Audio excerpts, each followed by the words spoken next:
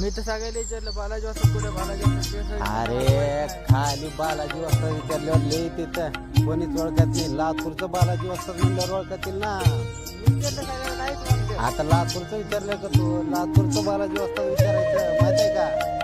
हा आता ह्याच्या मागे एक कहाणी आहे माहित.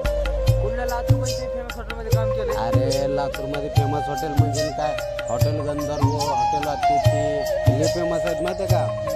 इथं पुण्यामध्ये तर मी अशा ठिकाणी होतो गिरायक असं नुसतं डोक्यावर बसून द्या द्या द्या द्या द्या करला ते माझं दिमाग मग माझं दिमाग डोकं चाललेलं असं कढाई घेतलो घर घर घर घर घर घर त्याच्यामध्ये असं भाज्या हलवून जे टाकलो की नाही कस्टमर पुन्हा समाप.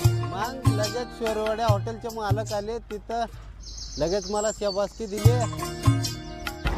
मला शेरवाड्या हॉटेलचे मालक आले मला म्हणाले बालू तू वस्ताद महाराष्ट्राचाच नाही पूर्ण ऑल इंडियाचा वस्ताद आहेस म्हणाले. माझ्या पाठीवर असं थपथपवले मला असं शाबासकी दिले त्यांनी माहिती आहे का? आवड दिली त्यांनी शेरवाड्या हॉटेलचे मालक माहिती आहे का? चुप कर बे कुत्ते.